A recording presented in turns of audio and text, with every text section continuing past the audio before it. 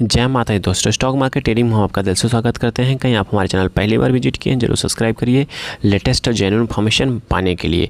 देखिए, सब्सक्राइब नहीं करेंगे तो घाटा आपका है। घाटा आपका कैसे? क्योंकि यहाँ पे जो भी बात करते हैं लेटेस्ट और जेन्युइन इन्फॉर्मेशन बात करते हैं, जहाँ पे आपका पैसा बन सके, कुछ सीख सके, कुछ पैसा कमा सके। चलिए बात कर लेते हैं पीएनबी शेयर्स के बारे में। देखिए, पीएनबी शेयर्स में गुड न्यूज़ आया है। जो भी शेयर होल्डर है उनके लिए गुड न्यूज़ है, जो शेयर होल्डर नहीं है उनके लिए भी गुड न्यूज़ है। क्यों? क्योंकि यहाँ पर एक ऐसे ट्रिक के बारे में डिस्कस करेंगे, एक ऐसे बैंकिंग स्टॉक्स के बारे में, कैसे एक बैंकिंग स्टॉक्स को एनालाइज़ किया जाए, कैसे देखा जाए कि क्या क्या पॉइंट को कवर किया जाए कि हम एक अच्छे बेस्ट टू बेस्ट शेयर को पकड़ सके, वो भी बैंकिंग सेक्टर को। देखिए, बैंकिंग सेक्टर के या बैंकिंग शेयर को देखने का जो तरीका वो डिफरेंट होता है। कहीं आपको नहीं पता है तो आपके लिए वीडियो बहुत इंपॉर्टेंट होने वाली है। चलिए बात कर लेते हैं वन बाय वन करके। यहाँ पे देखेंगे मैं पीएनबी शेयर्स के बारे में डिस्कस कर रहा हूँ। इसका मार्केट कैप देखेंगे 1,10,000 आसपास है। करंट प्राइस जो है 96 के आसपास ट्रेड कर रहा है। जो लो लगाया था 85 का, जो हाई 143 का। देखिए, यहाँ पे हाई पे जाइए तो हाई 143 का है। स्टॉक भी 6.56 बहुत सस्ता है। Book value 14। देखिए, एक यहाँ पे एक नया ट्रिक बताता हूँ। देखिए, कंपनी जब भी बुक वैल्यू से शेयर प्राइस नीचे हो, मतलब शेयर प्राइस क्या बुक वैल्यू से नीचे ट्रेड कर रहा है, 96 है, बुक वैल्यू 14, मतलब कि अभी कंपनी अंडर वैल्यूड स्टॉक है। पहला ट्रिकी पॉइंट यहाँ कंपनी क्या है, जो बैंकिंग स्टॉक्स है पीएनबी, अभी ये क्या है, अंडर वैल्यूड है। ठीक है। आरओसी आरओई यहाँ पे नहीं देखा जाता। बैंकिंग स्टॉक्स में आरओसी आरओई नहीं देखा जाता है। ये दिमाग में डाल दीजिए। क्या चीज़ देखा जाता है उसके बारे में भी हम यहाँ पे डिस्कस करेंगे। फिर उसके बाद आता है रेवेन्यू की बात आती है। रेवेन्यू में आप देखेंगे तो जो बैंक का रेवेन्यू है इंक्रीज़ किया है पर क्वार्टर के हिसाब से। मैं यहाँ पे देख रहा हूँ, देखेंगे पर क्वार्टर के हिसाब से इसका रेवेन्यू इंक्रीज़ किया है। ठीक है। और इंटरेस्ट रेट देखेंगे, कंपनी का इंटरेस्ट रेट भी यहाँ पे थोड़ा सा इंक्रीज़ किया है। ठीक है। और फाइनेंसिंग मार्जिन के देखेंगे तो यहाँ पे देखिए एक है मार्जिन यहाँ पे इंक्रीज़ किया गया है, मतलब हो रहा है, इंक्रीज़ हो रहा है। ठीक है। फिर उसके बाद बात करते हैं कंपनी के प्रॉफिट की बात करें, प्रॉफिट बिफोर टैक्स की बात करें तो कंपनी का प्रॉफिट बिफोर टैक्स भी इंक्रीज़ कर रहा है। और नेट प्रॉफिट भी आप देखेंगे यहाँ पे कंपनी का लगातार, मतलब बैंकिंग पीएनबी बैंक का लगातार इंक्रीज़ कर रहा है। ईपीएस भी इंक्रीज़ कर रहा है। लास्ट में जो देखने लायक होता है ग्रॉस एनपीए। जी हाँ, जो बैंकिंग स्टॉक्स में, किसी भी बैंकिंग स्टॉक्स में आप देखिए तो वहाँ पे आपको ग्रॉस एनपीए पता होना चाहिए। देख रहे हैं ग्रॉस एनपीए, बट यहाँ पे एनपीए दिया नहीं गया है। कोई बात नहीं, मैं एनपीए इसका निकालता हूँ। इसका एनपीए कहाँ से निकाला जाए वो भी मैं आपको बताऊँगा। ठीक है। उसको मैं लास्ट में डिस्कस करूँगा और हम आपको दिखाऊँगा कि एक बैंकिंग स्टॉक्स के लिए ग्रॉस एनपीए क्यों ज़रूरी होता है। ठीक है। और अभी हमें न्यूज़ भी कवर करना है। इसके लिए न्यूज़ क्या है, जो इसका न्यूज़ है इस ग्रॉस एनपीए और नेट एनपीए से रिलेटेड है। ठीक है। इतना मैं आपको हिंट दे रहा हूँ। ठीक है। फिर उसके बाद बात करता हूँ, देखिए ये ईयरली है। ईयरली में भी आप देखेंगे रेवेन्यू ग्रोथ अच्छा खासा इंक्रीज़ किया गया है। ठीक है। 2023-24 टीटीएम की बात करें तो अच्छा खासा इंक्रीज़ कर रहा है। और नेट प्रॉफिट भी अच्छा खासा इंक्रीज़ कर रहा है। देख रहे हैं नेट प्रॉफिट, देखिए लगातार अच्छा खासा इंक्रीज़ करता हुआ दिखाई दे रहा है पीएनबी बैंक के लिए। अब देखिए यहाँ पे एक ट्रिकी पॉइंट आ गया है। ट्रिकी पॉइंट क्या है वो जान लीजिए। डिपॉजिट। किसी भी बैंकिंग स्टॉक्स में आपको डिपॉजिट देखना बहुत इंपॉर्टेंट है। कहीं डिपॉजिट कंपनी का, मतलब बैंक का, बढ़ रहा है।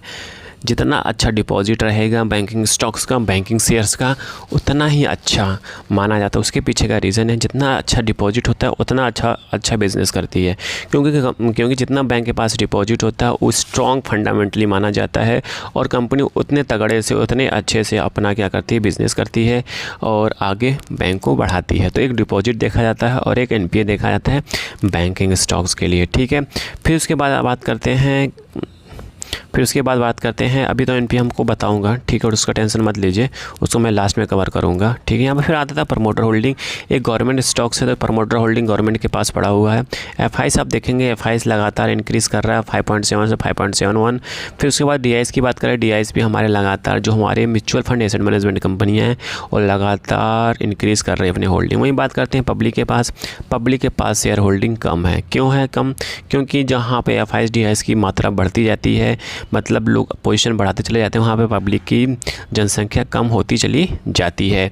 अब न्यूज़ की बात करते हैं, मेन ट्रिकी पॉइंट के बारे में बात करेंगे। यहाँ पे देखेंगे Mehul Choksi arrested in the Belgium after the Indian state extraditions in 13,000 crore PNB loan fraud. जो पीएनबी लोन फ्रॉड आपको पता हो 5-6 साल पहले ऐसा हुआ था और यहाँ पे गवर्नमेंट लगी थी मेहुल चॉस्की को पकड़ने में, और Mehul Choksi last to last CBI के पकड़ में आ गई है, चंगुल में आ गई, और 13,000 करोड़ की बात है। जी हाँ, अब क्या गवर्नमेंट, क्या सीबीआई 13,000 करोड़ रुपए रिकवर कर पाएगी पीएनबी का? देखिए तो मुश्किल है, बट यहाँ पे 13,000 में 50% भी रिकवर करती है ना, 6,000 करोड़ भी रिकवर करती है, तो नो डाउट पीएनबी बैंक का एनपीए तेज़ी से घटेगा, बहुत तेज़ी से घटेगा। ठीक है, तो इससे क्या होगा, पीएनबी का रेवेन्यू मार्जिन, रेवेन्यू चीज़ें इंक्रीज़ करेगा। ठीक है, वो कैसे इंक्रीज़ करेगा वो भी देख लेते हैं। और पहले मैं आपसे वादा किया था एनपीए दिखाने के लिए, पहले हम पीएनबी का एनपीए देख लेते हैं। ठीक है, वो देखेंगे हम, एनएससी की वेबसाइट से हमने निकाला डॉक्यूमेंट, वहाँ से हम देख लेते हैं। ठीक है,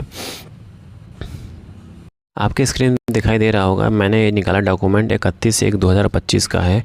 ठीक है, दिसंबर क्वार्टर का है ये। ठीक है, दिसंबर क्वार्टर का ये रिजल्ट जब का आया था तब का है। ठीक है, हम यहाँ पे नेट एनपीए देखने वाले थे, जो आपको दिखाने वाला था। ठीक है, नेट एनपीए आप यहाँ पे देखिए, ये रहा नेट एनपीए।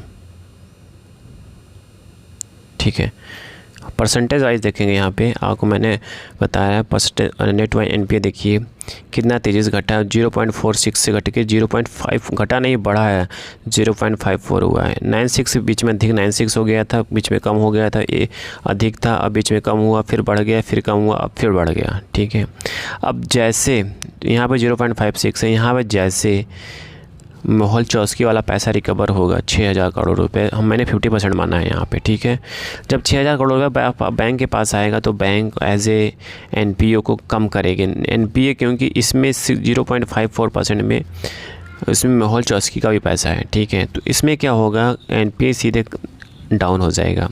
जब डाउन होगा तो नो डाउट कंपनी का रेवेन्यू, कंपनी का ऑपरेशंस में इंक्रीज़ होगा, कंपनी बैंकिंग मतलब अच्छे से तेज़ी से इंक्रीज़ करेगी। ठीक है, और कंपनी मतलब बैंक अपना कुछ ना कुछ बिज़नेस आगे बढ़ा सकेगी। कंपनी के पास जब पैसा आएगा तो नो डाउट वो अच्छा परफॉर्म करेगी, अच्छा ऑपरेशंस चलाएगी। तो हमारा बताने का मतलब यही था कि हम एक बैंकिंग स्टॉक्स देखने के लिए हमें क्या क्या चीज़ें देखना चाहिए, मैंने यहाँ पे कवर किया, मैंने यहाँ पे आपको बताया। यहाँ पे मैं एक फिर से रिवाइज़ कर देता हूँ, समरी कर देता हूँ।